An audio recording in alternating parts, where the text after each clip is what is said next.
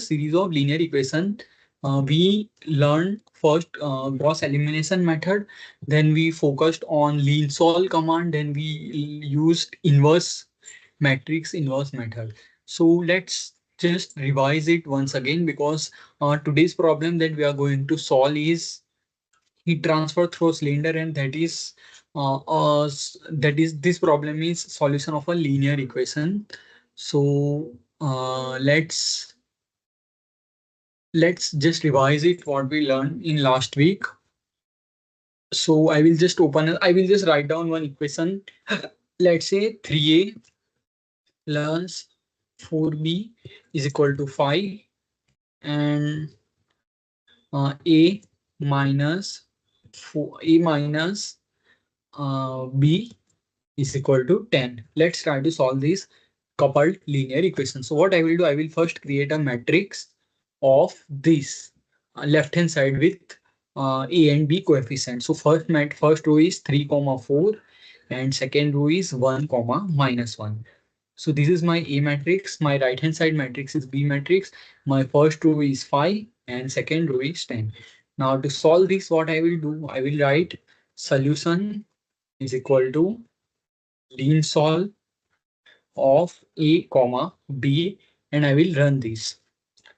So when I will run this, I will get the solution. So see, I got the solution is minus 6.43 and minus 3.57. This is the kind of equation. This is the kind of equation that we have checked last. We have checked last week. After that, we took one more example of distillation column where benzene, toluene, xylene were getting separated, and for that it was told that feed flow rate is at some value, and due to some disturbances, feed flow rate is reducing in step of 5, and we were supposed to check how the flow rate of distillate and bottoms are getting affected. So this is the same problem that we also learned, and we solved that problem using lean solve command. So in today's class, we will be learning this problem statement, that is heat transfer through a cylinder. The theory behind this you have already learned in your heat transfer operation class. So let's take the example. I will read out the problem statement. Saturated steam at atmospheric pressure is owing inside a steel pipe of ID. ID means internal diameter 120 mm and outer diameter OD of 125 mm. So inside one steel, so assume that wait, I will draw it. So here I am just drawing. Okay, we already have a figure. So see here, there is a steam. This pipe is having steam, and pipe's internal diameter is 120 mm and outer diameter is 125 mm.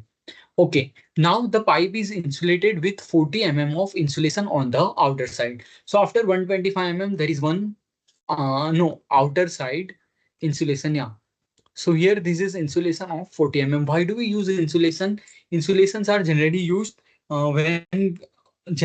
to prevent heat loss, because it is in industries it is not feasible that heat is getting lost when there are so many pipelines, and when fluid pass through pipelines, it should not cause heat loss. So that's why insulations are used. So here insulation thickness is given as 40 mm. So see here, this is steam here. Uh, this is one steel pipe, and its outer layer is insulated. So here TS, here temperature of steam will be TS. That steel temperature will be T1. Here after this wall temperature will be T2, and after this wall temperature will be T3. Okay.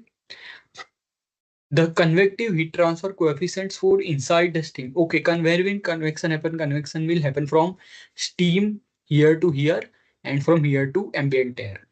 So the convective heat transfer coefficients for the inside steam and outside insulations are HI watt per meter square Kelvin and H0 watt per meter square Kelvin respectively. The mean thermal conductivity of the metal is Ks. So we are just told metal's conductivity is Ks, that is steel. So they are writing Ks, and That of insulation is Ki. Ambient air temperature is 25 degrees Celsius. So this is the figure. As we discussed, steam is flowing here. Internal diameter, this temperature will be from steam here to here. There will be temperature T1 here to here T2. From insulation to outer layer of insulation, it will be T3. And ambient air, let's say it is T infinite. And here T steam temperature, let's say is Ts. Okay, so what we are told, rate of heat transfer from hot fluid to the wall. So hot fluid to the wall, it will be convection, and that is given by H into, what should it be? Convection H A delta T. So our H is H, A is 2 pi R L, and delta T is some T1 minus T2. We'll figure out what will be the T1, T2, T3. Rate of the heat transfer from wall to wall. So that will be conductive heat transfer. So that is given by 2 pi KL T1 minus T2 divided by ln R1 by R2. There are three interfaces in this problem. Steam to steel. So here steam to steel, there is one interface. This will be convection. Then second is steel to insulation. Steel to insulation. This will be conduction. And insulation to ambient atmosphere. So insulation to ambient atmosphere, that will be again convection. By writing the energy balance at each interface, there will be three linear equations and three unknown temperatures T1, T2, T3. So these three equations, first we will be seeing how can we write this energy balance equation, and then let's see what we are asked to do. Analyze the variations in the interface temperatures, those are T1, T2, T3, as a function of Hi, H0, Ks, and Ki. We are given four values, Hi, H0, Ks, and Ki, and we are supposed to say what should be the optimum value, or can you come up with the values of above parameters which will minimize the outer layer, outer insulation temperature. Outer insulation temperature should be minimum. Okay, so before going to this complex part, let's first try to understand how can we write this material balance equation. So I will directly write those equations in MATLAB's comment section, so we can save our time.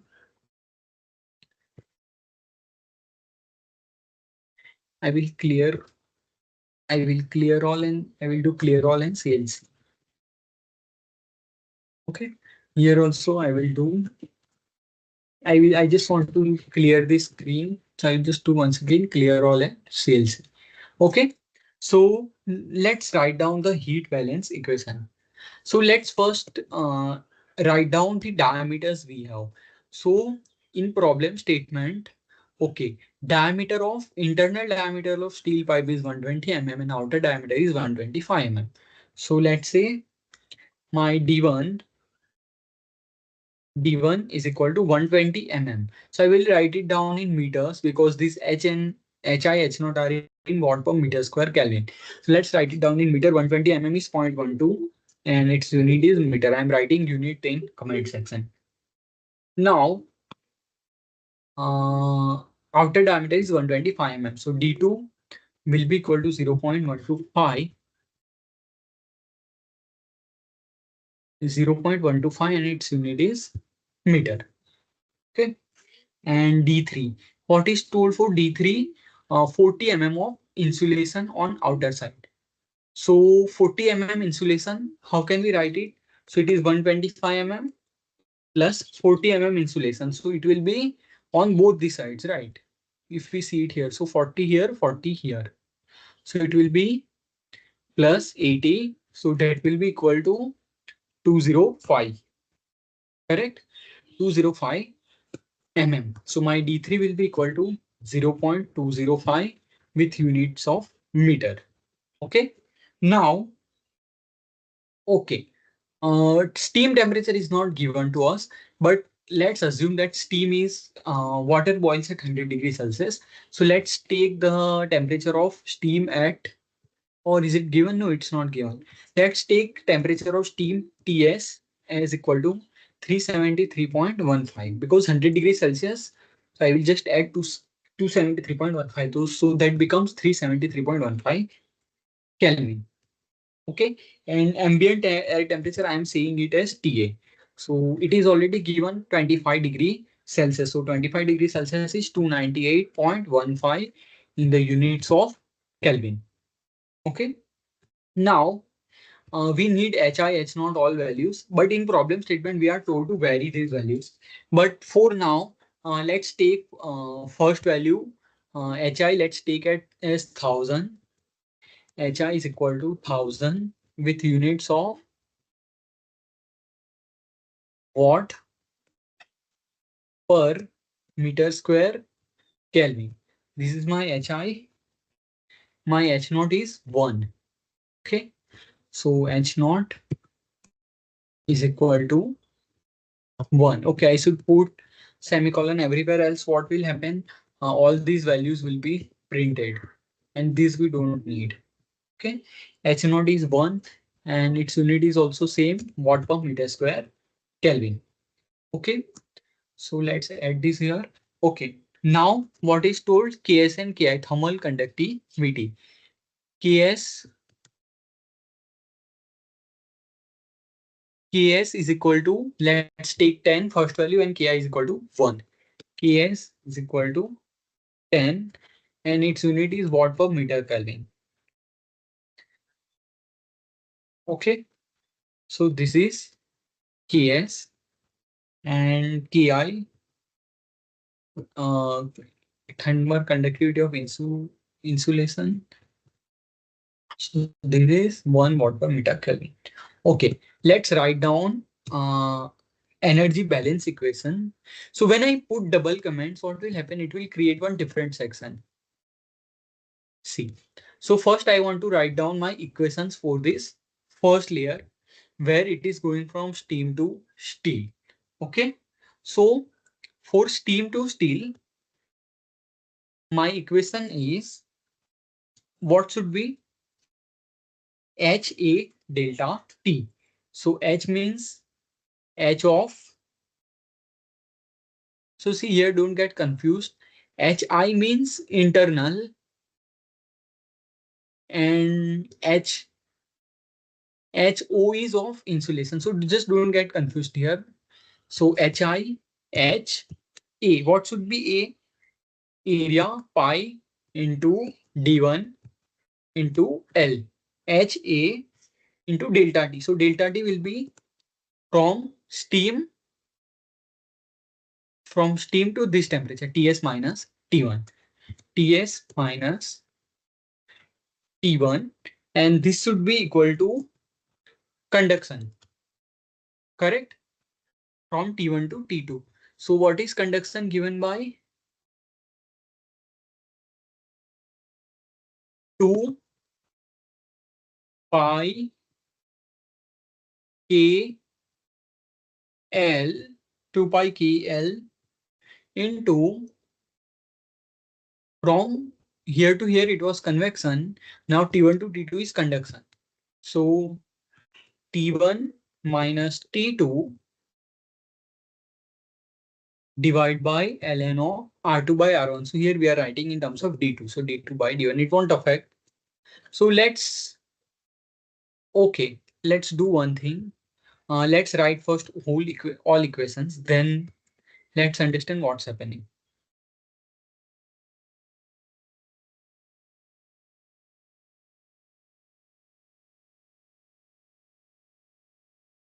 So see, section 2 I have created. So I will be writing my second equation. So second equation is from T1 to T2 conduction is equal to T2 to T3 conduction. So this equation from T1 to T2 is equal to, okay, I should put comment sign, equal to T2 to T3, correct? So it will be equal to 2 pi. Now T2 to T3 is insulation. So it should be Ki, correct? Ki into L into T2 minus T3 divided by ln D3 by D2, correct? Now our last equation, equation number 3, that will be equal to this conduction from 2 to 3 is equal to convection of 3 to ambient air. So this will be equal to, I'm just copying from here because I don't want to write it down again. We'll just edit it here. So it is H naught insulation of outer, pi T3 into L, and temperature is T3 minus ambient air temperature. Okay. So let me just check my mic. Yeah. Okay. So we have written three equations. Now, what is unknown to us? From all the equations, hi we are assuming pi fixed value, d1 we know, l is cancelling out in all equations from both the sides. Actually, pi and l both are cancelling out from both the sides, so let's not worry about it. Ts we know, steam temperature we know, T1 we don't know. Right hand side T1 and T2. What is the unknown here from all these three equations? T1, T2, and T3 are unknown. So let's try to simplify this equation. So what can we write? Okay, I am cancelling out pi and L from both the sides. So my equation will be Hi into D1 into Ts, correct? First term minus Hi into D1 into T1 is equal to, let's write down first equation, 2 into Ks into T1 into divide by this term ln d2 by d1 minus same term but with t2, correct? T2. Okay, now what can I do? My equation earlier was, wait a minute, it's loading. My equation in earlier case was 3a plus 2b equal to 5. So what I did, let me write down two equations. 4a plus b is equal to 1. So see, on the one side, coefficient of a, coefficient of b, and on the right hand side, there were constant terms. So here also, can we do it? From this first equation, let me write down first coefficient of T1. So I am, okay, let's write it down, coefficient of T1. So minus this term, correct? And this term will come on this side, so it will also be minus, correct? This term. So for both this term, T1 is common. So this is my first equation that is multiplied with T1. Okay, first side. Now second is coefficient of T2 term. So this term will come on this side. So it will be plus this. Okay, so this is my coefficient of T2. Now, is there any T3 term? No, there is no T3 term. So let's write it down for now for sake of understanding. Plus, there is no coefficient. So I'm writing 0 into T3 is equal to right hand side constant terms. Okay, so what is the constant? This is only one constant term where we know everything, Hi, D1 and Ts. So this is our constant term. So in first equation, this T1, it should be minus sign here. So let's do one thing. Let's remove minus from here. Here it won't affect whether I write minus or plus. Here, let's add one minus, and from here, let's remove minus. Okay. So this is my first equation where I have coefficient of T1, T2, T3 and constant term. Similarly, what we will do, we will write down this equation also. We will have to break this equation. So 2 into Ks, 2 is also getting cancelled from both the sides, right? So let's just write down Ks into T1 divide by this term minus same but with T2, because yeah, so minus T2 is equal to same Ki into L into T2, L it is cancelling out. Ki into T2 divided by this term ln d3 by d2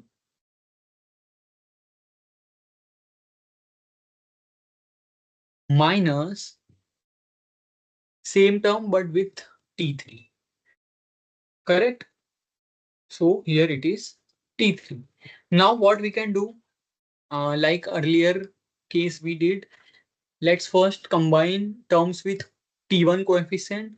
So this is the only one term where coefficient is T1. So I'm just writing it in better way of presenting. So it is understandable into T1. This is my first term. Now for my second term, my coefficient is T2. So this is the first, these two term, correct? So this first term where coefficient is T2 and this term, it if I keep minus on outer side, so it will be plus this term.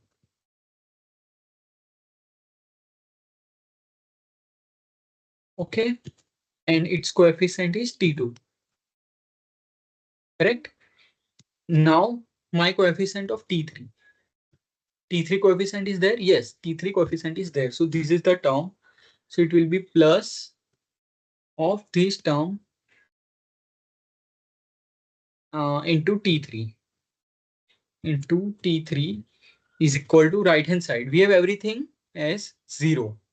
There is nothing constant term here. So our right hand side will be simply equal to 0. I don't know why it's not going here.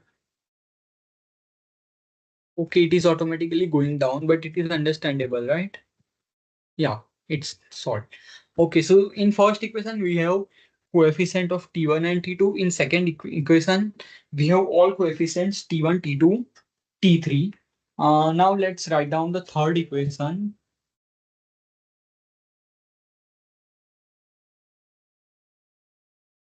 Okay, I'm sorry. Okay, let's write down the third equation. My third equation is this one. So let's break down this equation. Pi and L will be cancelled out. So 2 into AI into T2 divided by this term.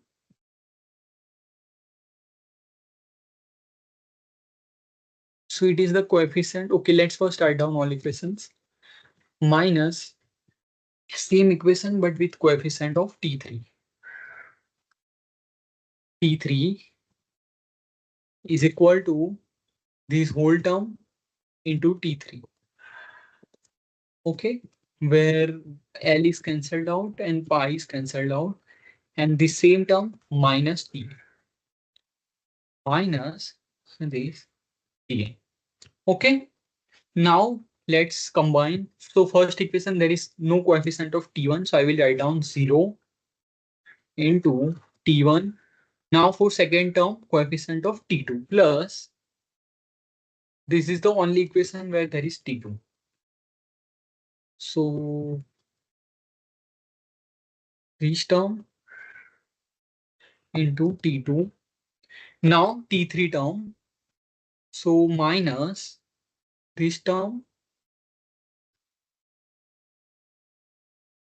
minus, I'm keeping minus outer side. So this term and this term will be plus H naught into D3. And this whole term is multiplied with T3.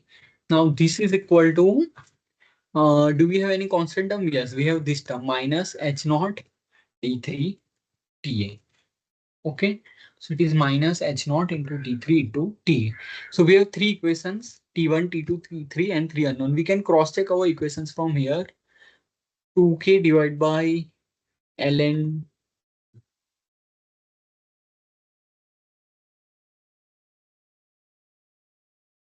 d2 by d1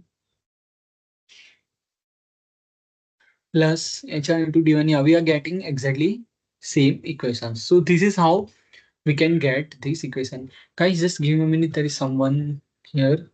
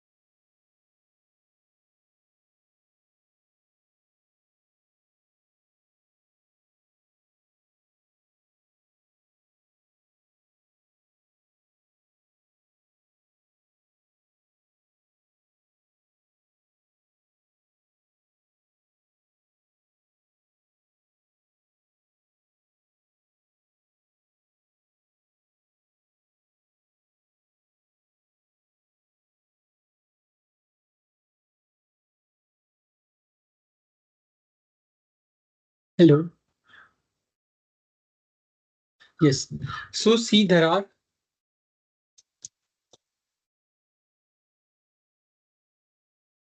I don't know what I'm getting.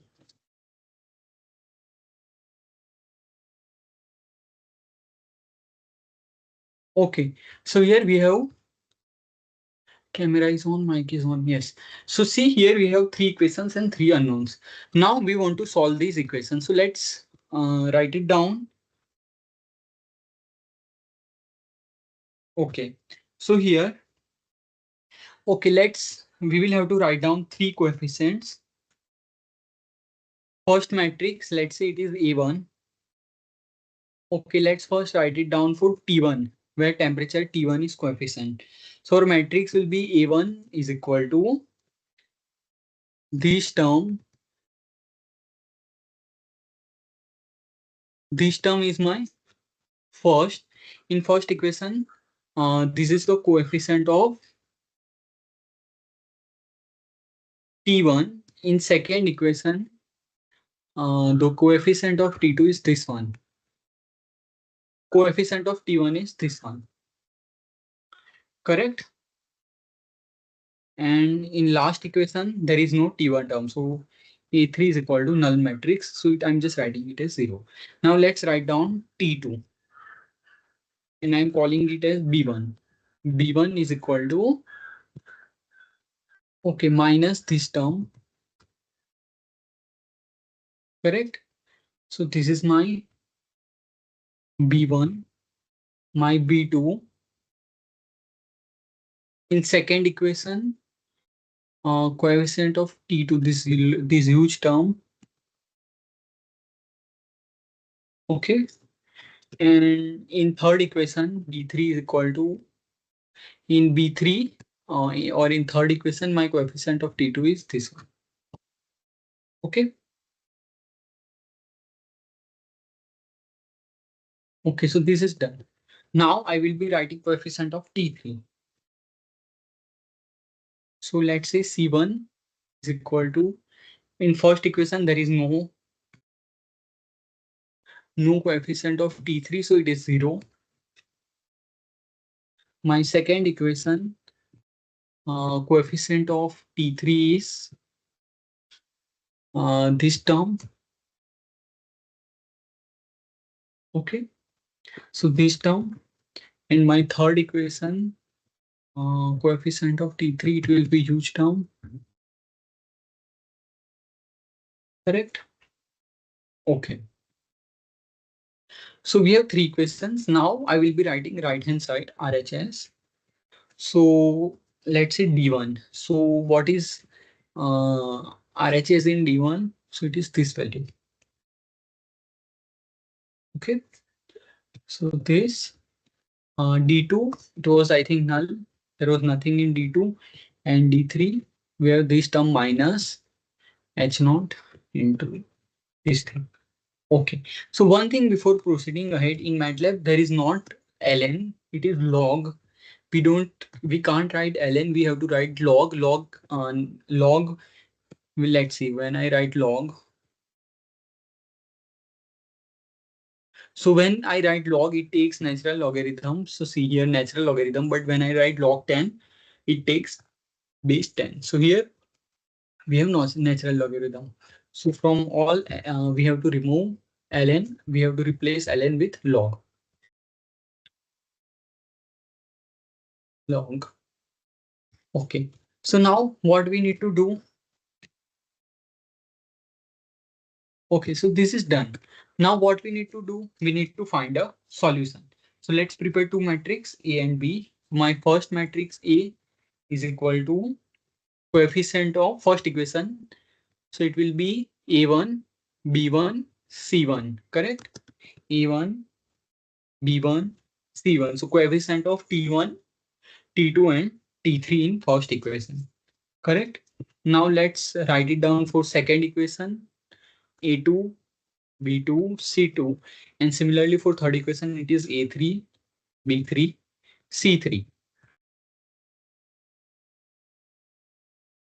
Yes, this A3, B3, C3, this is my A matrix. Now for B matrix, My coefficient is D1 first row, and for second row it is D2, and for third row it is D3. Okay. Now what I need to do, T is equal to lean solve of A comma B. Let's try to solve it and see what are we getting. There is no, okay, here I have written H0, not, okay, here it is H small o. And when I am writing this equation here, I am writing H0. So it should be H small. Let's check it here. Yeah, it's correct. Now let's rerun it. Yeah, this we don't know actually. We don't need, I'm rerunning it.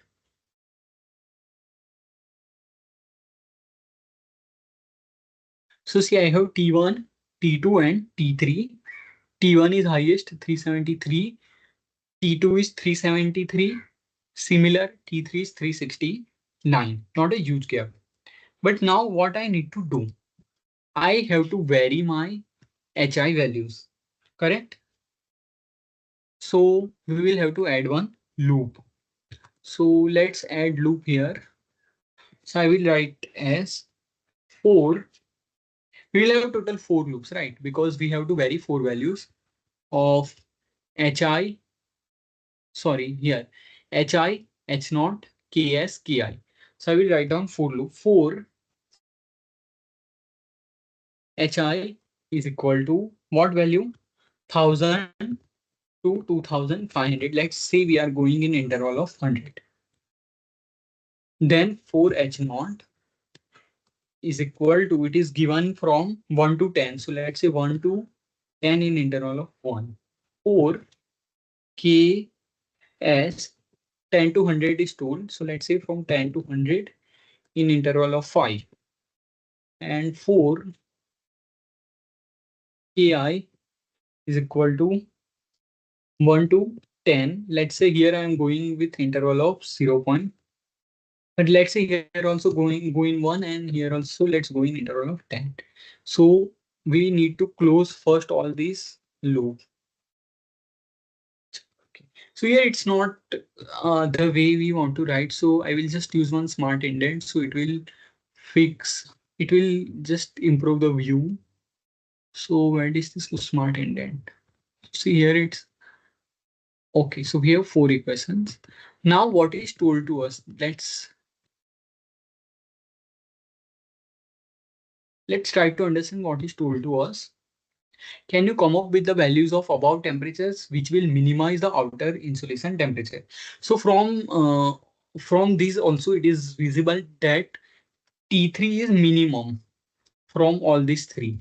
So what we'll do? Okay, let's first differentiate this. T1 is equal to this T of 1 is my T1. Then T2 is equal to T of 2. T3 is equal to T of 3. And T4. No, there is no T4, correct? Correct. Now, okay. So what should we understand from here? There should be no heat loss, right? Between T2 and T3. From T2 and T3, there should be no heat loss because we are keeping one insulation.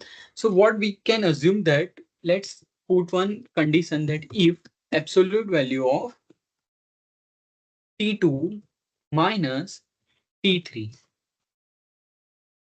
correct? Let's say it is less than equal to 1. Then only I will print my output that is equal to okay.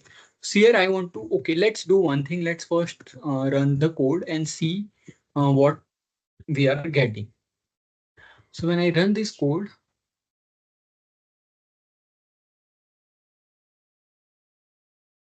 it's going to take time.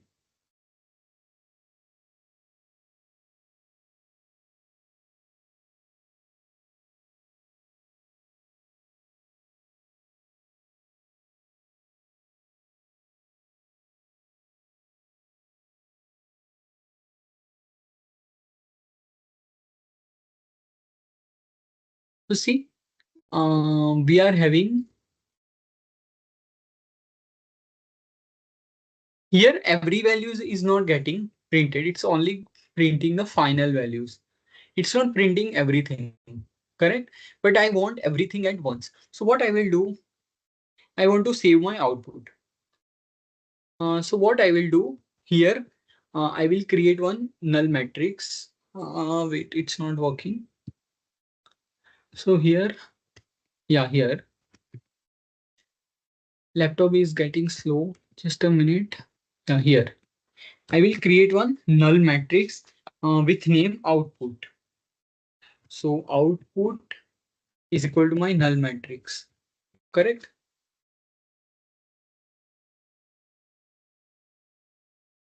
Just a minute. Yeah, it is hanging because of this thing. I need to just a minute. It's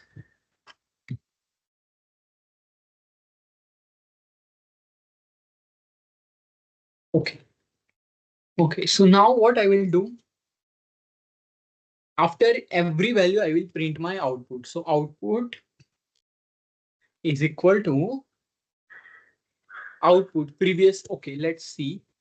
First, I will write T1, then T2, then T3, then HI, H0, KS, KI. Okay. Now, what will happen after each loop? I want to print it. So what I will do, I will first write output and I will put one semicolon. So after first loop, this value will be saved. Then for the next loop, it will go in the next column because of this semicolon. So now let's run and see what we are getting. So see here we have output. There are total 16,000 outputs.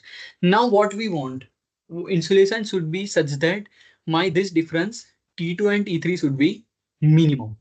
Okay. So let's write one if loop. So if let's say absolute value of T2 minus T3 is less than equal to, let's say 10. Okay. Then only we will print. Okay. Then we'll print, else we will continue. Okay. Let's use smart indent here.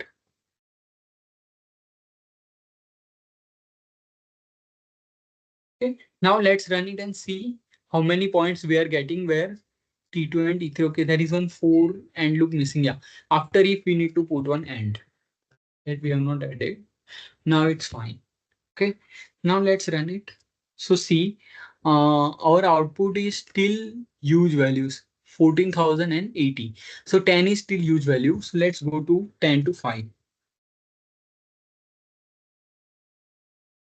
Number has reduced, but it is still a huge number. Let's go for 1. And difference is 1 less than equal to 1. Still there are 1,600 solutions. Let's go and let's think, let's say I'm going for 0.5, 0. Let's go for 0. So exit 0, there is no solution. Let's say 0.1. So 0.1 also no solution. 0.2, no solution. 0.3, 0.3, no solution. 0.4. So for 0.4, there are 160 solutions. Let's say 0.39.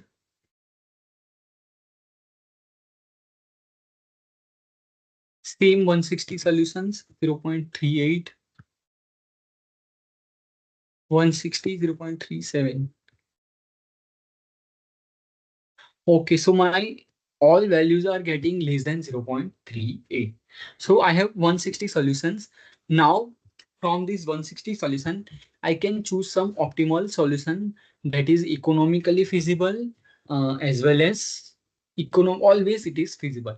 So here what we can now further do, but it will increase our timing to run. So here we have given huge difference. So let's go in interval of 10 here. Here 0.1. Here let's go in interval of pi, and here also 0.1. It will take time, but let's see how many solutions we are getting now. I guess we'll get more amount of solution because we have increased our search space.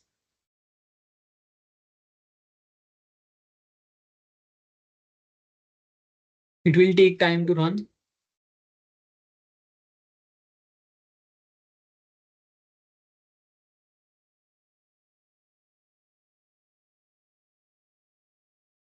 It's still taking time.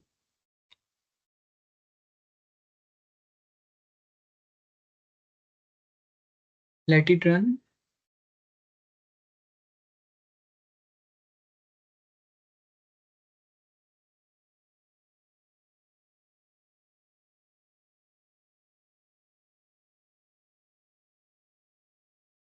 Because we have huge matrix. So see, still here we are getting 200 and 2869 solutions. So now we won't see much by this difference, but you understand how we can solve this kind of problem. So this was all for linear equations. Now, so I'm stopping this linear equations part, solution of simultaneous linear equations for now because there is nothing much here. So in linear equations part, we learned lean command, how to solve it using lean MATLAB inbuilt command. Then we learned inverse matrix method when we write A inverse into B. Then further we learned Gauss elimination method to solve these linear equations. Now let's move ahead from linear equations to ordinary differential equations. Okay, so for that, I will,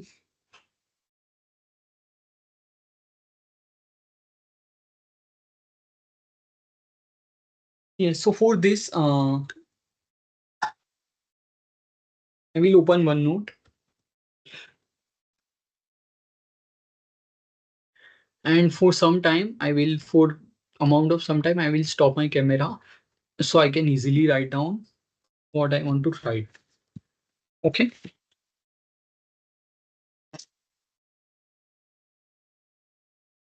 I guess my screen is visible. Let me check my mic is on and screen is being set. Okay, so now, okay, so now we will see differential equation.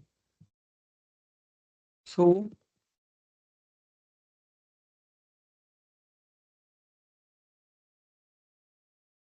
differential,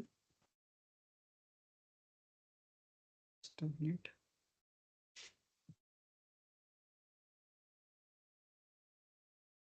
Differential equation. So what is differential equation?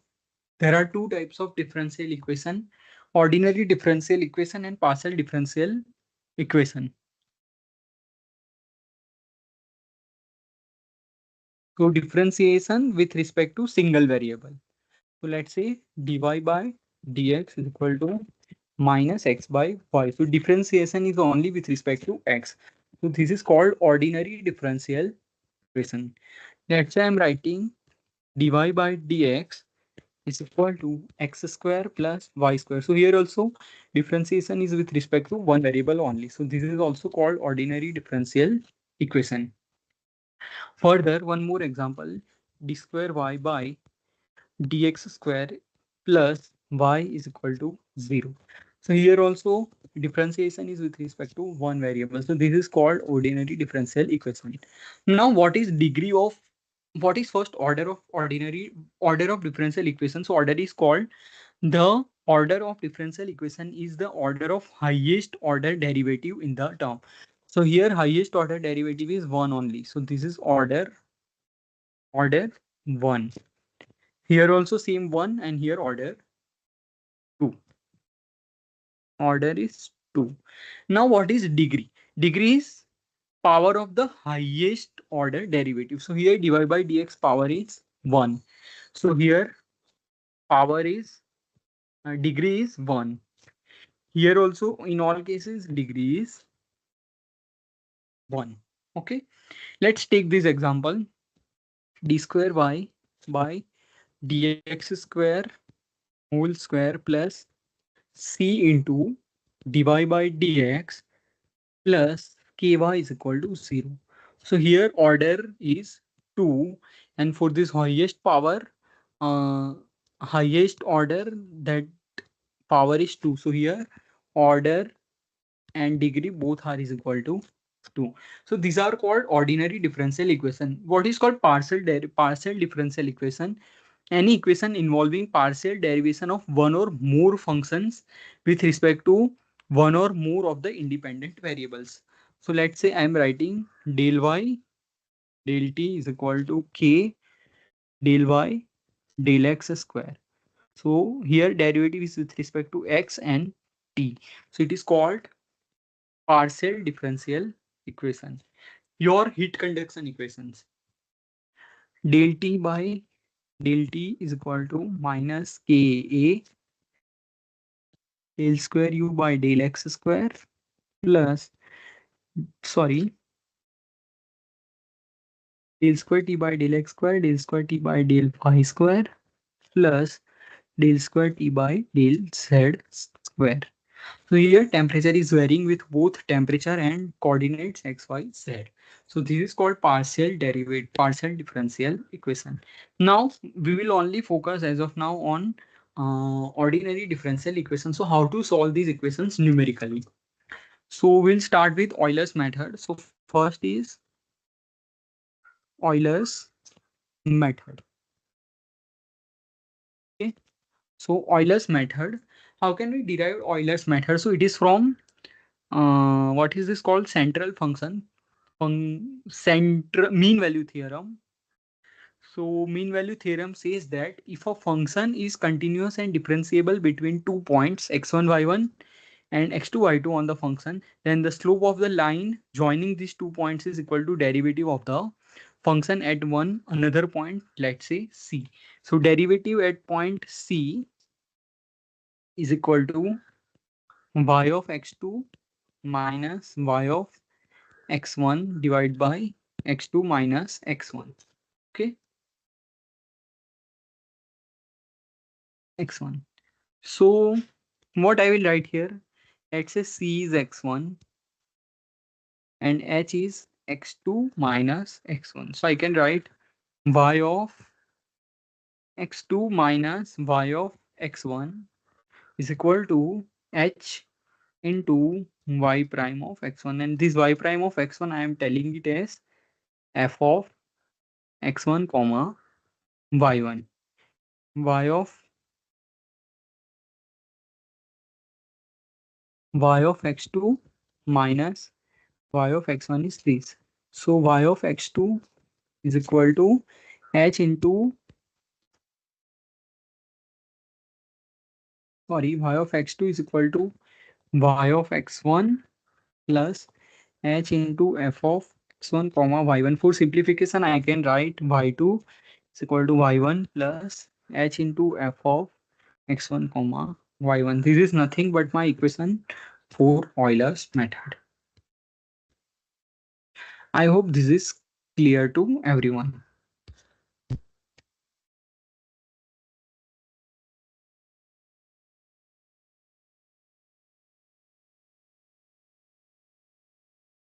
My video won't be visible right now because I am writing it in OneNote. So this is what Euler's method is. Now if we go for further complex method, so one method is Taylor series. Taylor series we have already learned, it is given by y of x1 plus h, or y of x2 is equal to y of x1 plus h into h into y prime of x1 plus h square by 2 factorial into y double prime of x1 up to so on. So if we reduce these terms, h we take very small. then it will reduce to this term only, and this is nothing but Euler's method. So for that we need to take very small value of h. Now another method is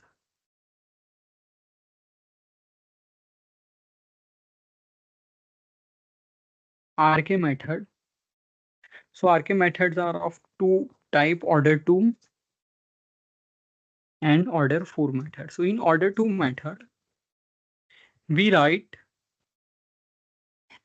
same way, y2 is equal to y1 plus h into, here we don't write f, we write s, and we define s is equal to s1 plus s2 by 2, and s1 is my function at x1 comma y1, and s2 is my function at x1 plus h, next point x2 plus h,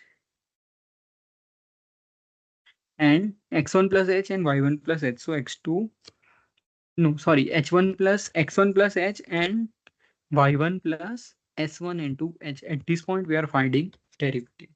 So this is similar to Euler method, only we are not directly taking this function. We are manipulating function and then we are adding it in terms of s. Now RK4, order 4 method, how do we write it? So it is same, y2 is equal to y1 plus h into s. But here s is equal to 1 by 6 s1 plus 2s2 plus 2s3 plus s4, and here my s1 is same, f of x1 comma y1, my s2 is f of, now here it was x1 plus h, so I am taking now x1 plus h by 2, here y1 plus s1h, so y1 plus h by 2 into s1, my s3 is equal to f of x1 plus h by 2, this term is same, y1 plus h by 2 into, now here it is s2, and my s4 is equal to nothing but simple f of x1 plus h, y1 plus s3 into h. So this is how we can solve our ordinary differential equation numerically. Now let's try to convert this whole exercise in terms of. So give a minute laptop to settle down now. Okay.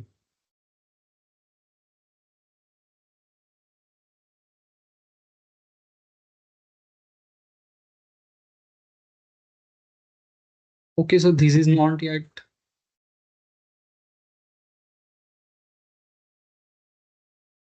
How do I open Teams now? Wait.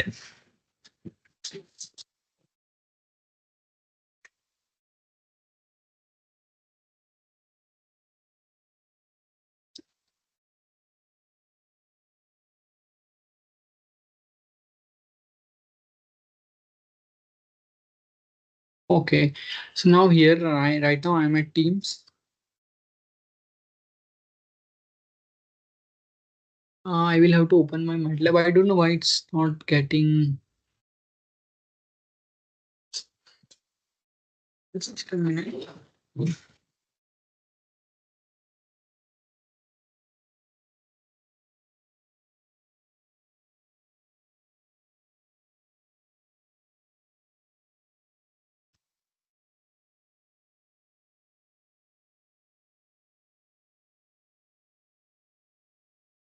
I'm not able to.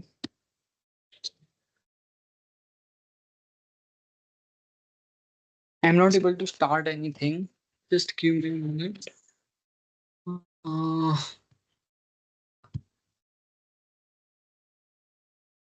I will search for MATLAB here.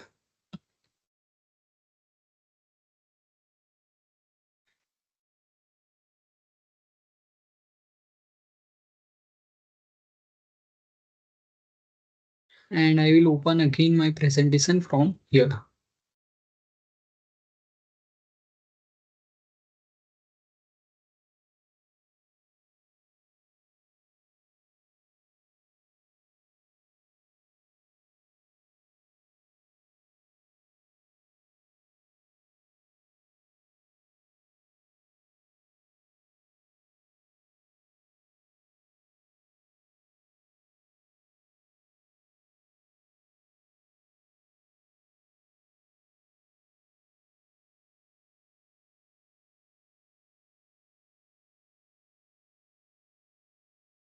It's not restoring it in its initial size. That is the issue.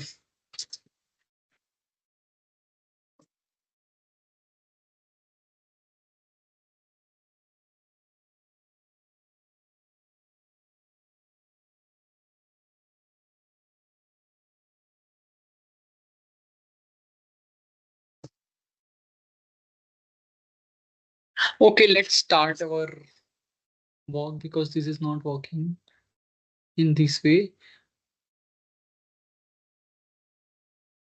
So I will,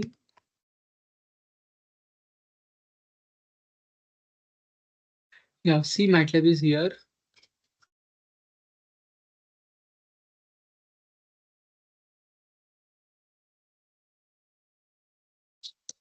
Okay.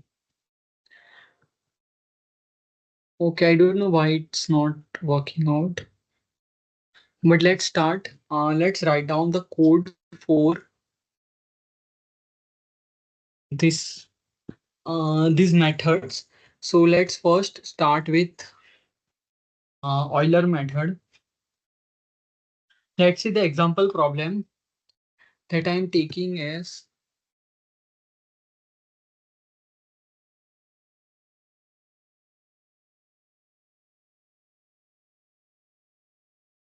it's not setting it again. So I will first write down clear all and CLC. Then I will add. Let's say I want to solve this particular equation dy by dx is equal to xy. This differential equation I want to solve, and I'm given that y of 1 is equal to 5. What does this mean? When I'm putting x is equal to 1, I'm getting y is equal to 5. This is my solution. So let's say I want to solve my equation from 1 to x is equal to 1 to 1.5. Okay. So let's first write down the x values. X values are from 1 to 1.5. Let's say I'm going in interval of 0.1.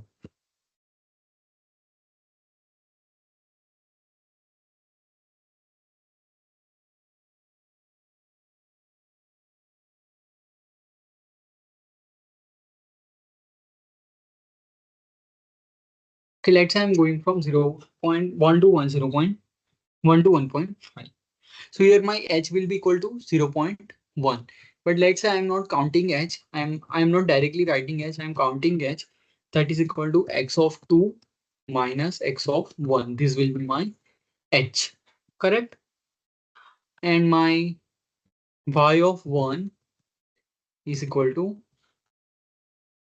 my first value of y is equal to 5 corresponding to first value of x. Okay. Now let's write down a code for Euler method.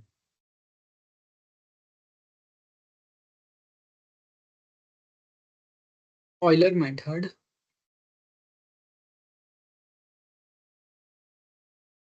Euler method. So what I my equation is y2 is equal to y1 plus h into s. So y2, so y of I plus 1 is equal to y of I plus h into my equation. Equation is my x into y. So it is h into x of I into y of I. This is my equation.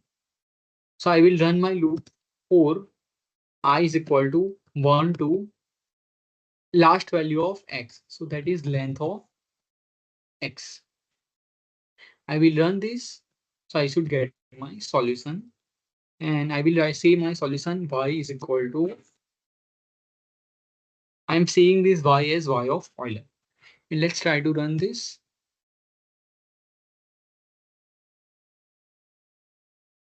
So see, I have received the solution as this points 5, 5.5, 6.1050, 6.8376, 7.7265, 8.80, 10.12. This is using Euler method. Now Let's write down the same thing.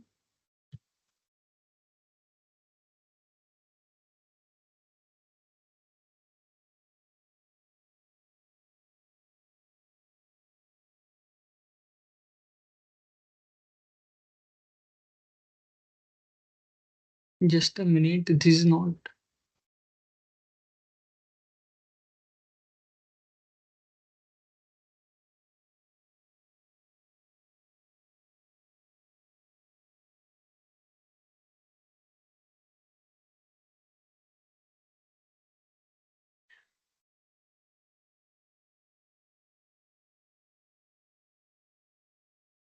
I will just stop sharing my screen.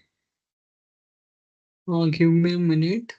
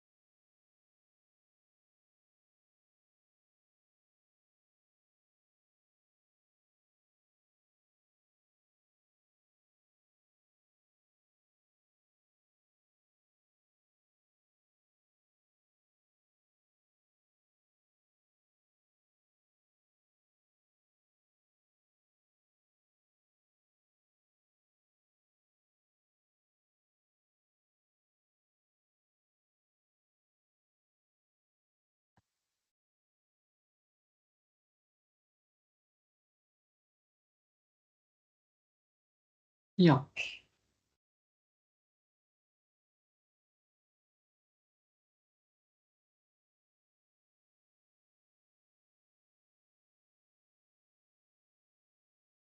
Okay.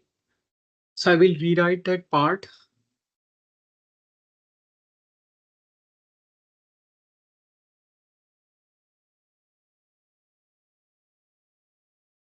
We wrote our equation is dy by dx is equal to xy, and we are told that y of 1 is equal to 5 and interval is 1 to 1.5. Correct? Now,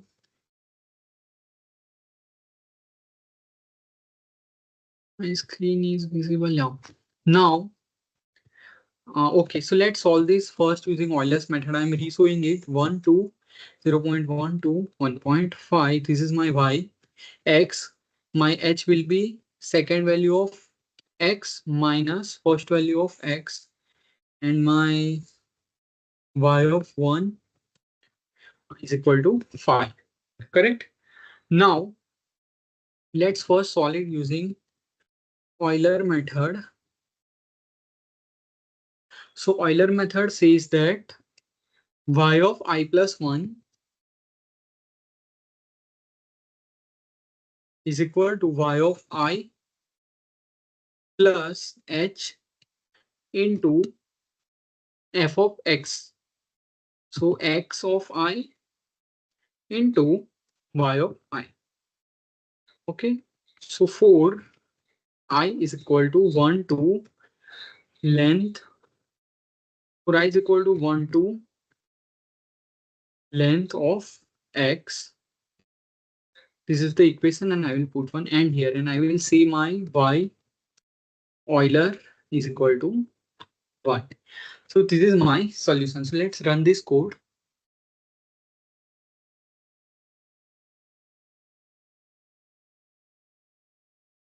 Let's run this code. LENGTH. Okay, spelling mistake. So when we run this, we have Euler's method. Solution is y. So see, these are the solutions. This is 0. This is 1, 1.1, 1.2, 1.3, 1.4, 1.5, and 1.6. It won't stop at 1.5 because it is already when I am going for length of x. So last value of x is 1.5. So it will calculate at I plus 1, that is 1.6. That's why we are getting 6 points. Now let's try to write down the same thing using RK2 method. Okay. So for RK2 method, I have first S1 is equal to,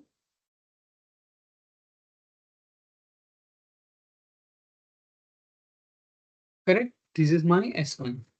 And my S2 is equal to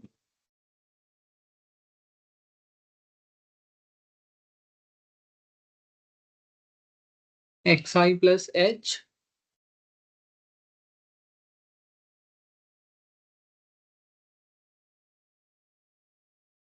into phi of I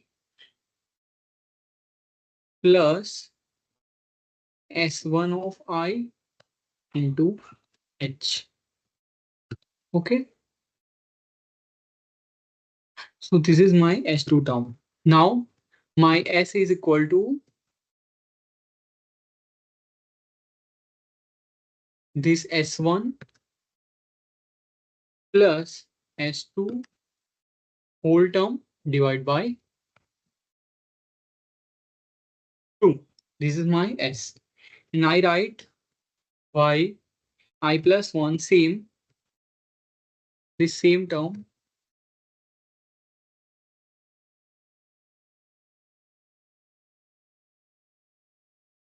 this same term, but only difference is it is H into S of I. Okay. So this is how we calculate using RK2 method for I is equal to 1 to LE length of X. And I will put one end here and we will use smart indent for better representation. Smart indent. And I will write this phi as RK2. So let's see what is the difference in RK2 values and Euler method. So see, there is slight difference in RK2 method and Euler method. We can see 5.5, 5.5, and here it is 5.5525, 6.2 and 6.1. So there are slight differences between Euler's method and RK2 method. Let me write down the same thing for RK4 method.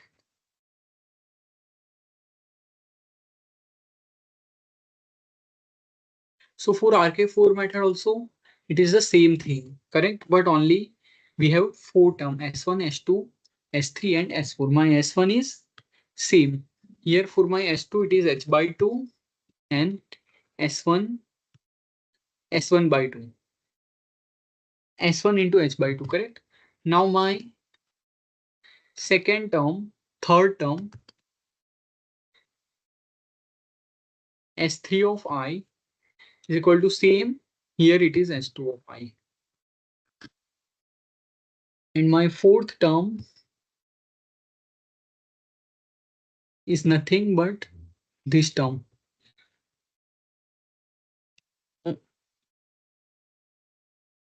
But here instead of S1, in RK4 method, it is S4, S3.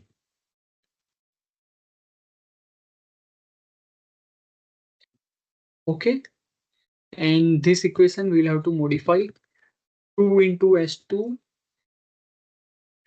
plus 2 into S3 plus S4 I. This whole term is divided by 6. And now let's see what we are getting. Okay, I need to write here RK4. I'm sorry. So see RK4 method, Euler method 5.5, 5.5525, 5.5536. But we don't know what is the actual solution. So actual solution of this dy by dx is equal to xy. Y actual is given by phi into exponent of minus 1 by 2 into exponent of x square divided by 2. This is my actual solution. When you solve it equation analytically, this is the solution that you get. Okay. So let's see what I am getting from y actual. So see my y actual first value is 5.5536. That is exactly matching with 5.5536 when we are using RK4 method. So this says that solution from RK4 method is better with same value of h. Correct? Okay. So now what we need to do? Now what we need to do now let's plot our solutions and see what we are getting. So I'm plotting it. So how can I plot it? Plot of x is fixed, x comma y underscore. First let's plot Euler. Then I will keep hold on. I will plot x underscore x comma y underscore rk2. I will again keep it hold on hold. Then I will again plot x comma y underscore rk4. I will again keep one hold on command. I will again plot x comma y underscore actual and I will just plot it. So let's use legend. First one is Euler. Second one is RK2. Third one is RK4. And fourth one is actual. So let's plot all this and see what we are getting. Okay, there is some issue with coordinates.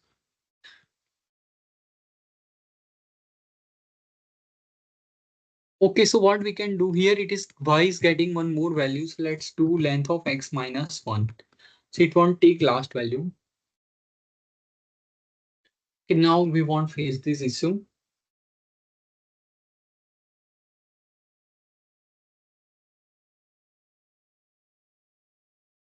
It is still running. And okay, the plot is here. I will open it in new tab.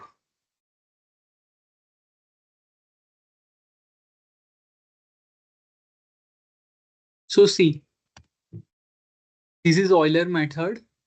RK2 is still seeing as red one, but RK4 and these actual are exactly coinciding with each other. So what we can say that for the same value of h, listen my statement really carefully. For the same value of h, when my value of h is constant for all the cases, RK4 will give me accurate results. Okay. Let's say I'm reducing my value of h from 0.1 to 0.01. For case of Euler's method, it will automatically apply for every method. But let's see what we are getting with Euler's method. Now, if we see the plot, so see, when we check the plot now, we can see that Euler method is doing well, but not exactly matching, but the solution has improved. Now let's say I am further reducing this 0.01 to 0.001. It is going to be computationally expensive because it is calculating value of y at more number of points. Okay, so from 51 to it is going for 501. So see, for extremely small value of h, you can see that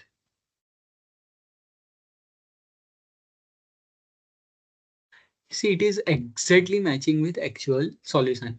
So what is the benefit? The benefit is our solution has improved, but what is the disadvantage? The disadvantage is that our solution, our computational efficiency has reduced because you can use so that the time required to complete that calculation has increased when we are reducing the value of h.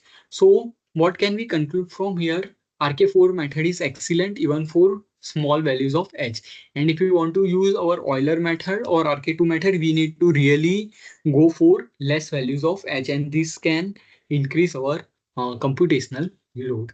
So this is what we learned. So we will what we learned. We learned how to solve differential equations numerically. For that, we checked this Euler method, RK2 method, and RK4 method. Okay, and we checked the actual solution and we try to match which method is best. There is one more thing, that is OD45, but we will not learn it today. We will keep it for next class. Okay. So let's take small problems. Okay, let's take small problems.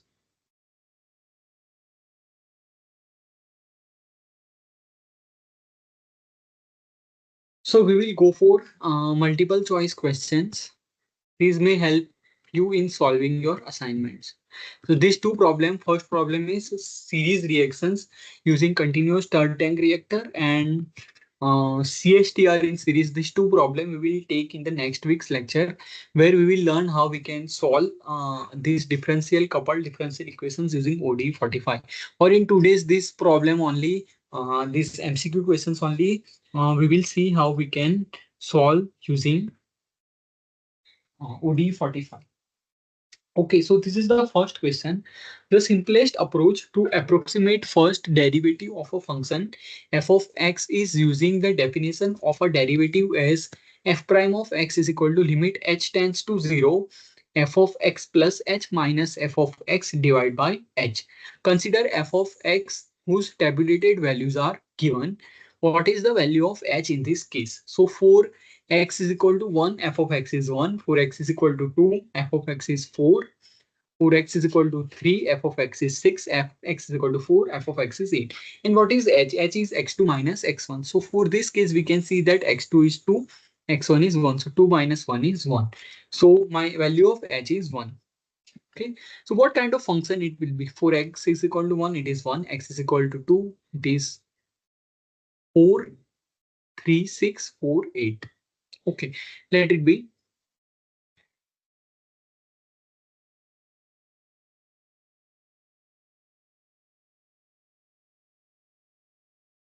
Okay. So my value of h will be equal to 1. Okay, let me write it down here. My h is equal to x2 minus x1. That is 2 minus 1 is equal to 1. So my h will be equal to 1. Let's move it with the next problem. Compute the derivative of f of x is equal to x cube minus 6x square plus 11x minus 6 4. Range of x is given 0.01 to 0.04. Using MATLAB inbuilt function diff. This we will see. Consider the step size as 0.01. So we are going to move from 0.01, 0.02, 0.03, and 0.04, and we are supposed to find derivative between these two values. So we will use diff inbuilt MATLAB function. Okay. So let's check. So let's first check what is diff. I'm writing diff. Okay, and let it show what is what really diff does.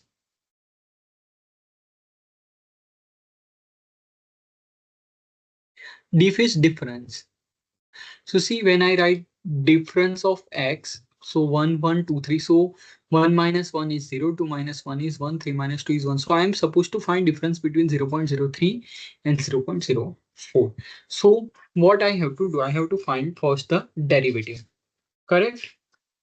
So my value of x is, from question, it is x is equal to 0.01 to 0.04 in interval of 0.01,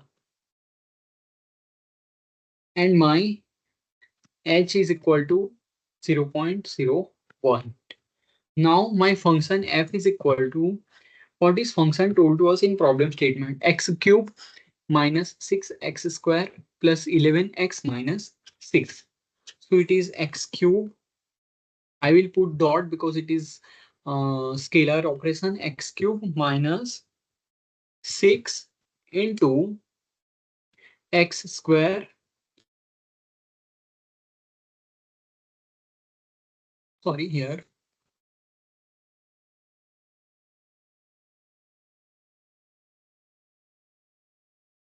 plus 11x, 11 into x, oh, sorry here, minus 6. Okay, so derivative will be given as difference between f, correct? Difference of f divided by h. So we'll get derivative. Let's see what we are getting. 10.8207, 10.7019, and 10.5837. And we are told, we are asked to tell the derivative between x is equal to 0.03 and 0.04. So our answer will be 10.5837. Okay.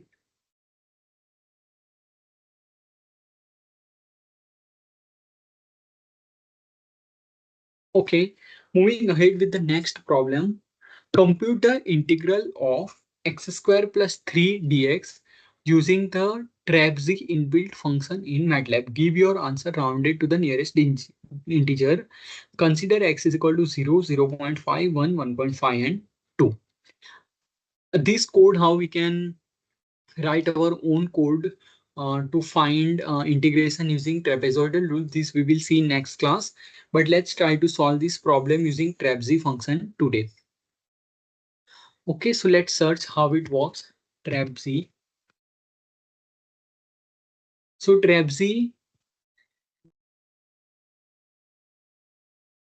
computes the approximate integral of y via trapezoidal method. So trapezoidal method, this is trapezoidal method. So see, this is actual solution, exact function, and these are the values obtained using trapezoidal rule. So there will be slight inaccuracy. So this is the trapezoidal rule: b minus a divided by 2, f of x1 plus 2 into f of x2, all points multiplied by 2, and last point with no multiplication, correct? So we are supposed to solve this problem using trapezoidal rule. So first we need to define our x. So x is given as 0, 0.5, 1, 1.5, and 2. This is the range of x I have 2. And my y is given as x square plus 3. So y is equal to x square plus 3. This is my y, correct? So integral is given as the syntax of trapezoidal rule. Let's check it again from here. It is x comma y. If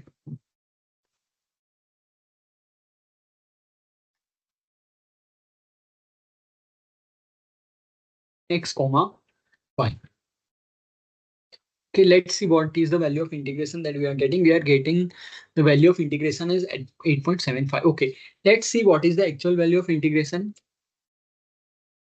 My actual value is x square plus 3. So x square's integration is x cube divided by 3 and integration of 3x. And we are going to find from 0 to 2. So 0 to 2. So it will get 2 cube 8 by 3 plus 6. So what is the value of 8 by 3 plus 6? Let's check it here. plus 6. So actual answer is 8.6667, and what we are getting from trapezoidal rule is 8.75. So what we can do to get our exit point, so we can reduce these points. So instead of going in interval of 0.5, let's go in interval of 0.1 and see what we are getting. So see, we are getting very close answer, 8.6667 actual value and 8.67 our trapezoidal value. If we further reduce these points, so see, we are getting exact answer 8.6667. So this is how you can improve in accuracy of your numerical methods by reducing your step size. But simultaneously, what is going to happen? This is going to increase your computational load. Correct? So let's move ahead.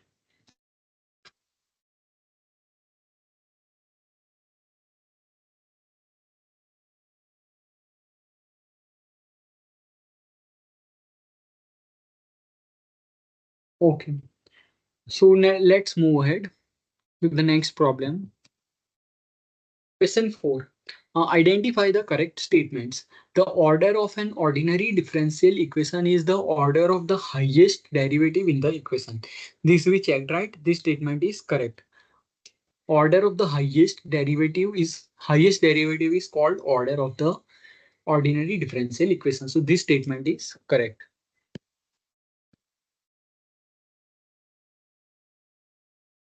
This statement is correct. Now next statement, the degree of an ordinary differential equation is degree of the derivative of the highest order in the equation. This statement is also correct. We learned what is the degree and what is the order of ODE. Third statement, the degree of ODE is the highest power appearing in the equation. This is completely false. So what is the correct answer? Both statement 1 and 2 are correct. Okay. Now let's move ahead with the next question. That says that an ODE is termed as stiff if two or more dissimilar scales in the independent variable are involved. For a set of ODs, the stiffness is quantified in terms of stiffness ratio. The stiffness ratio is defined as the ratio of real parts of the maximum and minimum eigenvalues of the Jacobian matrix. Jacobian matrix we have already learned in last to last class. So those who don't know Jacobian, please follow that lecture. Consider the following system of ODEs. dy by1 by dx is equal to minus 1.2 y1 plus 1.5 y2. In my second equation, dy by2 by dx is equal to 40 y1 minus 190.3 into y2. Determine the stiffness ratio for the system using Jacobian and eigen inbuilt functions. Okay. So see, stiffness ratio is defined as the ratio of real parts of maximum and minimum eigenvalues of the Jacobian matrix. So first what we need to do, we need to find the Jacobian matrix, and after Jacobian matrix, we need to find the eigenvalues of the Jacobian matrix. And after finding eigenvalue, what we'll do, we will find the ratio of maximum eigenvalue divided by minimum eigenvalue. Correct? So let's try to solve this equation. So this is symbolic. We will use symbolic tool. So I will use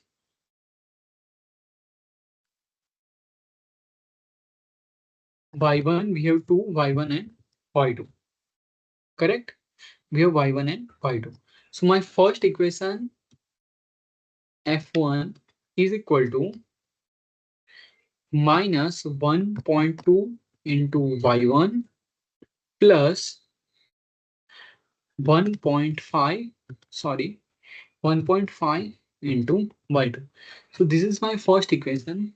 My second equation f2 is equal to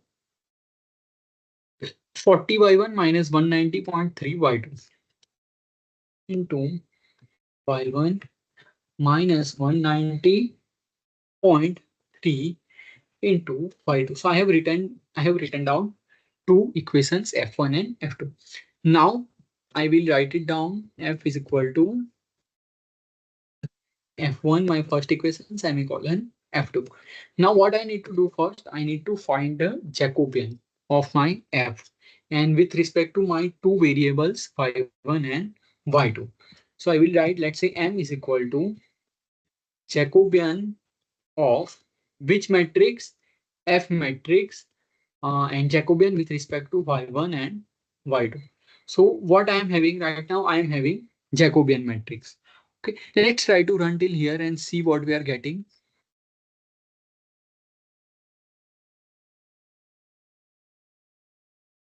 To see my Jacobian matrix is this one. Okay, now I need to find the eigenvalues of this matrix. Okay, so E is equal to eigenvalues are estimated by using EIG inbuilt function. So EIG of M, correct? So let's see what we are getting as eigenvalues.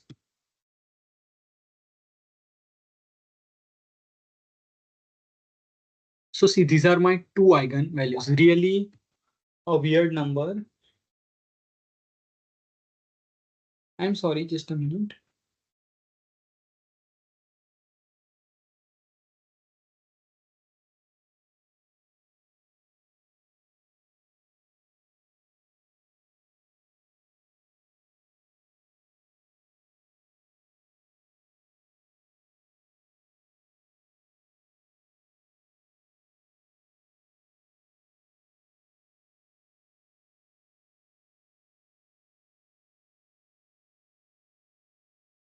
Okay, now what I need to do,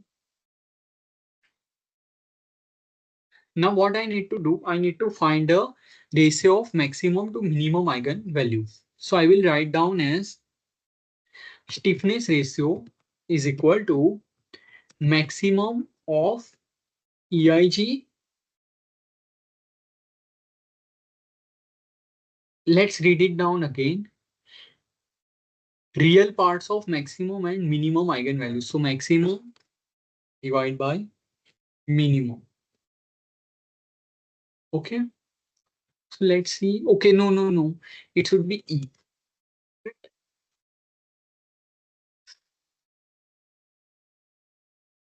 Okay, but we are getting this weird number, but I don't want it in these terms. So what I will do, I will double this.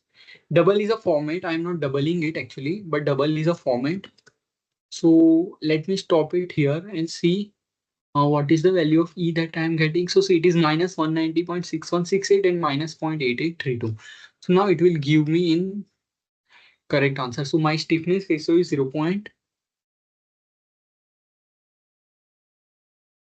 Okay, one more thing. We need to take absolute, not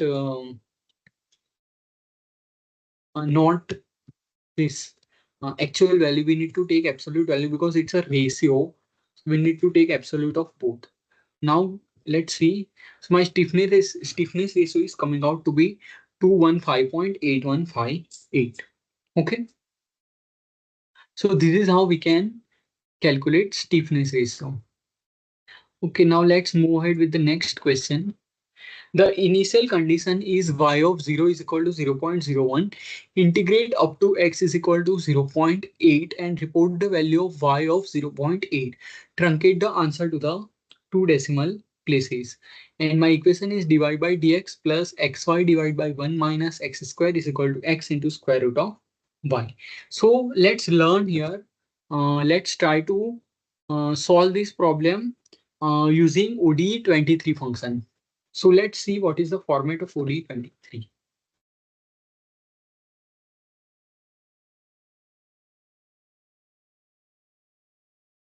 So see, this is my syntax of ODE43, ODE23. So I need to write t comma y. Y is my solution is equal to ODE23. ODE function, that is my equation. T span, time span, that is given to us. And T span is 0.8.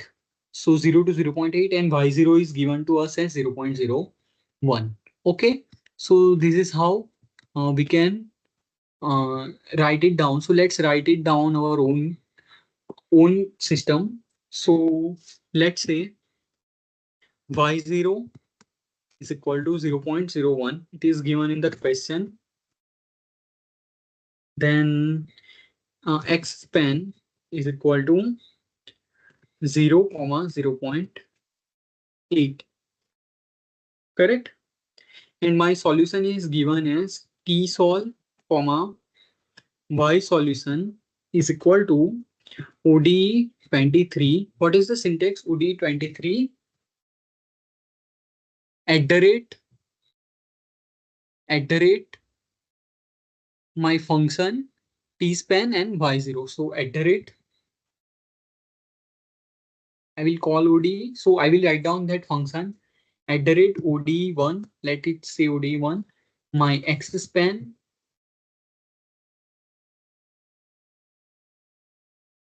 comma y0. Okay. So what we can do, I don't want to write it down in terms of function. So what I will do here, I will write it down as f is equal to at the rate of x comma y, and my equation is divided by x into square root of y. Just give me a minute. Yes, my equation is x into square root of y. So I will write it down x into sqrt of y, x into square root of y minus x into y divided by 1 minus x square. Okay, here I will suggest to put dots because we are dealing with.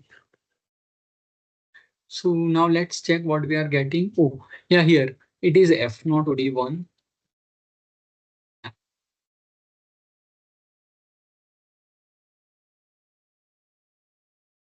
Uh, yeah, see, f, x span, t span. So see my answer. And what I am asked in question, it is asked that truncate the integrate up to x is equal to 0.8 and report y of 0.8. So I just need my last solution. So what I'll do, I will write that y of n. I just want to print y of n. So answer that is told to us, or that is what we are getting, is 7. No, answer is not 7. Not y of n, y sol of n. Okay.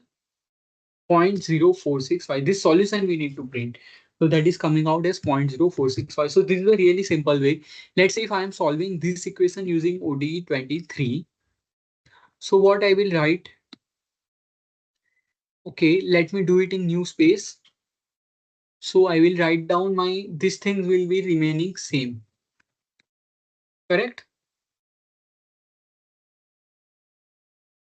My function f is equal to at the rate of x comma y, and my equation is x into y, and I will just write my solution t sol comma y sol, or x, we are using x here, so let's call it x sol y sol, is equal to ODE 23, my function f, my value of x, and my value of y of 1. Okay, if we solve this, so see solution that we get. And similarly, OD 40, sorry, what was the name? Where which uses RK4 method. So that OD is called OD 45. So when we use OD 45, so we'll have better accuracy. Okay. So this is how we can solve. Okay, let's solve the same problem using OD 45. Let's see what we are saying. Our answer that we are seeing right now is 0.0465. Okay, it's not changing with OD 45 too. Okay. Okay, now let's move ahead with the next problem. So this is how we can solve our equation using MATLAB inbuilt ODE functions. Correct. Now let's move ahead. Let us consider a first order reaction in a batch reactor, for which the rate equation is given by dc by dt is equal to minus k into c. The reaction rate constant K is 5 to 10 raised to 2 R inverse. So 500 R's in R inverse. At T is equal to 0, C is equal to 1. Which solver takes more time to compute the variation of concentrations of the reactant with time up to T is equal to 0.0002 hours, OD45 or OD23. So here we are supposed to say that which solver is more time consuming, OD45 or it is OD23. So let's write it down.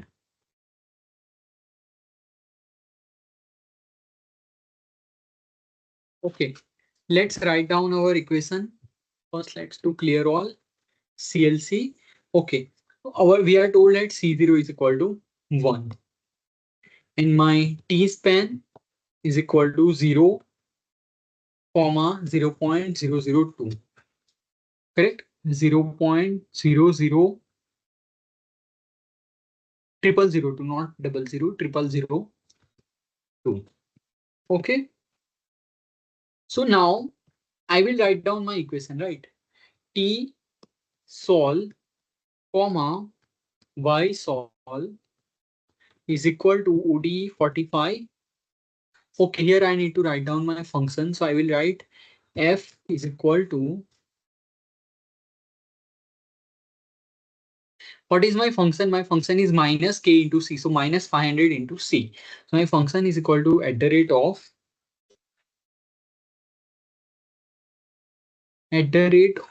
of t comma c, it is minus 500 into c. Correct? So OD45, what do we write here? F comma t span comma C0. So this is my solution using OD45. So I'm telling it here as 1 and the same solution 2, but that using OD23. Correct? But here our task is not to find a solution, but our task is to find which solver is faster or which solver is slower. So for that, there is MATLAB inbuilt command. So I will start with TIC. I will just write TIC. So this will start our stopwatch and time underscore OD45 will be equal to TOC. OC means it will stop. Same thing we'll do TIC. These solutions we don't need right now. We need time. And same thing we will do for OD23. And let's see what we are getting. So see, OD45 is taking longer time than compared to OD23. Let's see if I'm reducing this from, it is obviously going to more for OD45 in all cases. So this is how minus K into C, my value of, what is the value of K? 5 into 10 square. Yeah, it is correct. Yeah. So this is what we are getting. So OD45 takes more amount of time. And right now it is not visible because our system is really small and it is doing in fraction of seconds. But OD45 is taking longer time compared to OD23. Okay, now next problem. I hope this is clear to everyone. Now next problem. Temperature for an unsteady heat conduction of a sphere is function of time, space, both time and space or none. What is unsteady state? Unsteady state means variations are with both temperature, both time as well as space. So our correct answer should be this C, both time and space. We can write our equation as del T by del T. This is not for, I'm just writing a general equation, minus Ka L square T by del X square plus del square T by del Y square plus del square T by del Z square. Okay. So when it is steady state, this term won't be there. So it will be only space variation. But when it's steady state, it should be both space and time. Okay.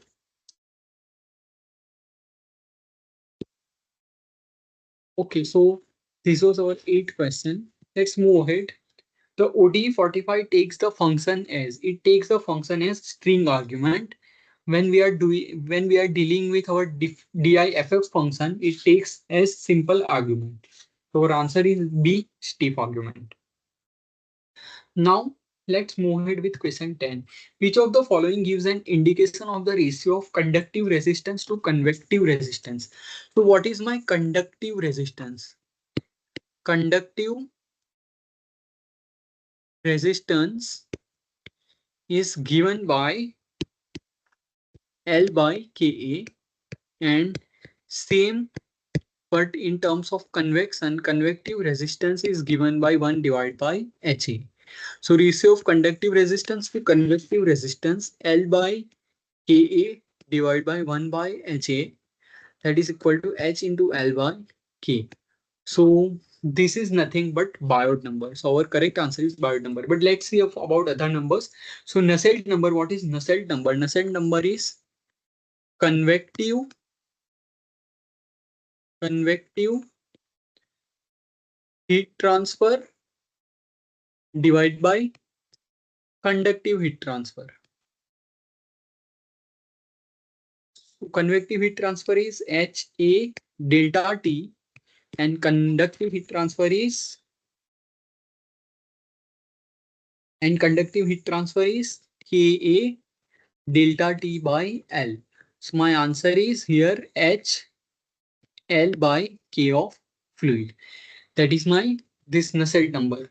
Then Stanton number is given by convective heat transfer divided by mass flow rate into specific heat capacity. So that is nothing but Nusselt number divided by Reynolds number into Prandtl number. Those students who are preparing for your GATE examination, please well prepare this kind of question because they ask this significance of numbers. Okay, so our correct answer is Biot number. Okay, next question. Lumped parameter analysis for transient heat conduction is essentially valid for which value when Biot number is less than 0.1. So, okay, I will show you this small theory before concluding our lecture.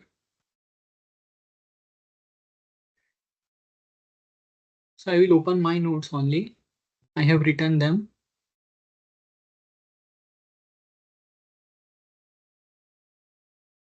So see, lumped heat capacity analysis. What is there in this analysis?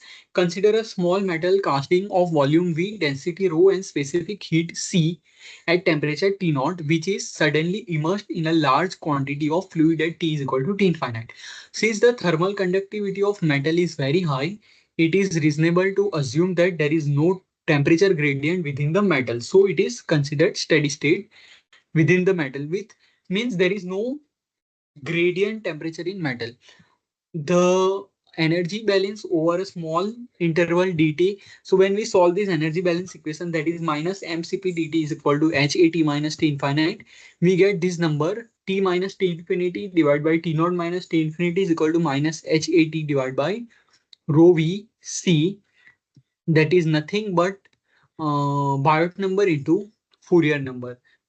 Okay, Fourier number is alpha into T by L square. That is heat conduction rate divided by rate of thermal capacity stored in the solid. Okay, so this ratio Biot number, this is called Biot number. And when Biot number is less than 0.1, our error is maximum 5%. So anything less than plus or minus 5% is valid. So our answer is when Biot number is less than 0.1, this lumped heat capacity analysis is valid. Okay, now next question. What is the lumped heat capacity analysis? We just check what is lumped heat capacity analysis. Let's see the options. The analysis of a system in which it is assumed to be at no uniform temperature. No, this is not the case. So this is not the answer. So this is not okay. Next one. The analysis of a system in which it is assumed to be at spatially uniform temperature. This is the correct one. This is what is written. Since the thermal conductivity of metal is very high, it is reasonable to assume that there is no temperature gradient within the metal. So temperature of metal is remaining constant. So this means that spatially uniform temperature is there in metal. Okay. Now let's move with question number 13. Output of the following code will be, let's write it down here. Let's copy this. It won't run because we are going to see this part in detail for the next class. But for the sake of completing this question,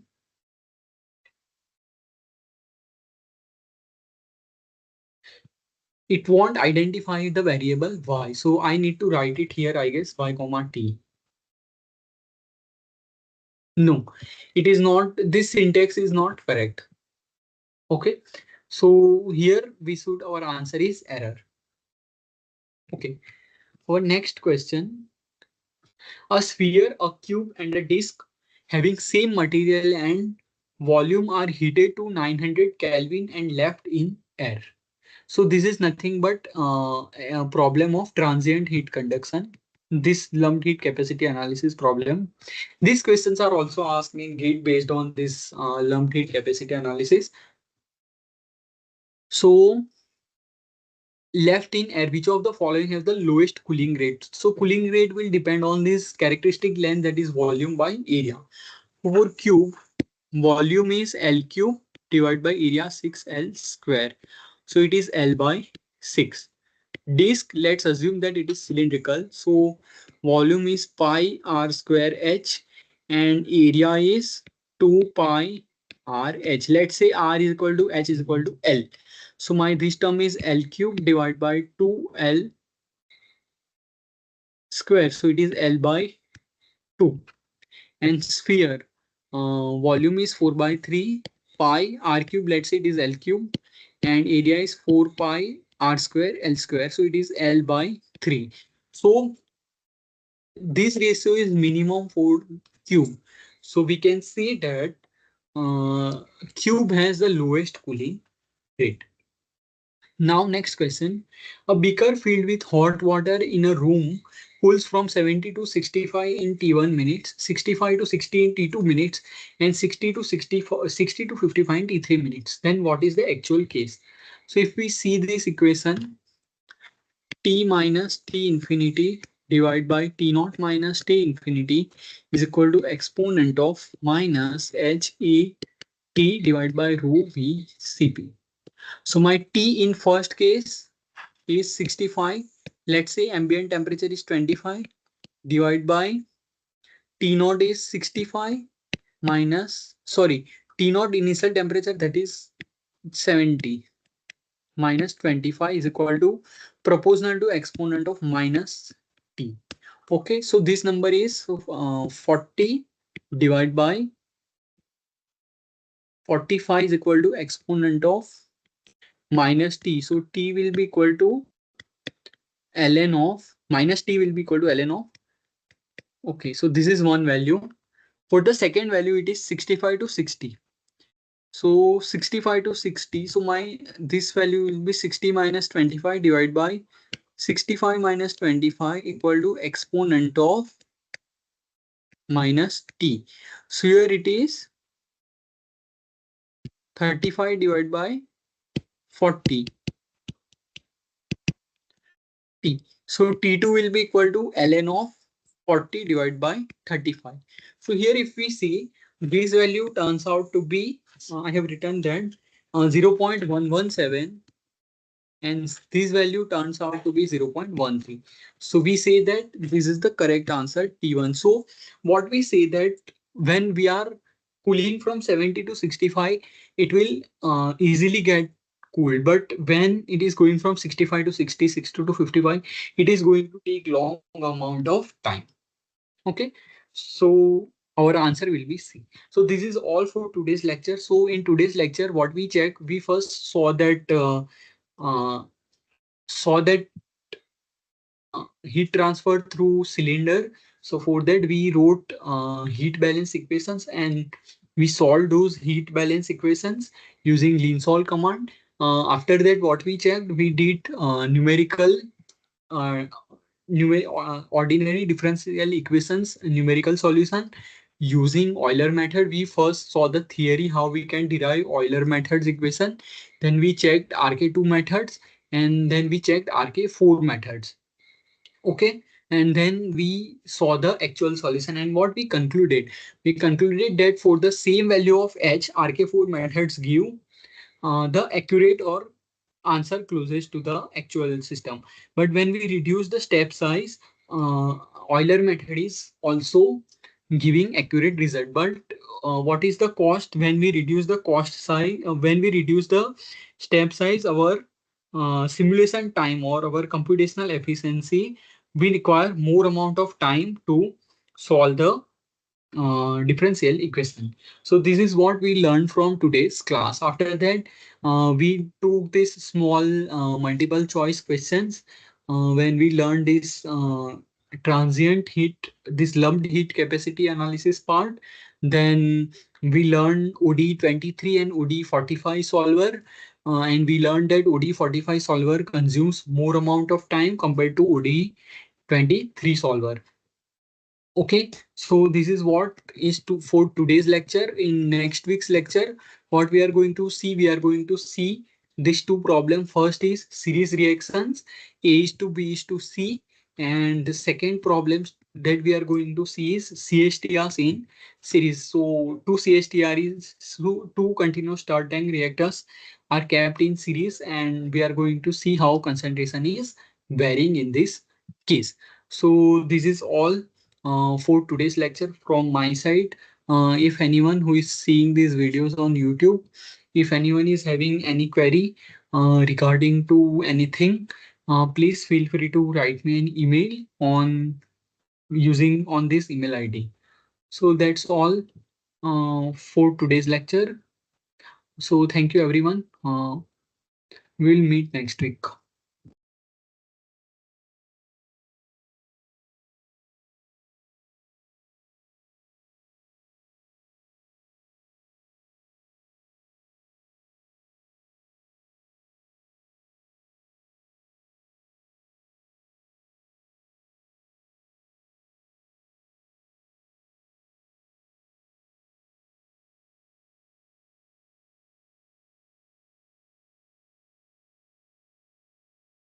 Let me first stop the recording.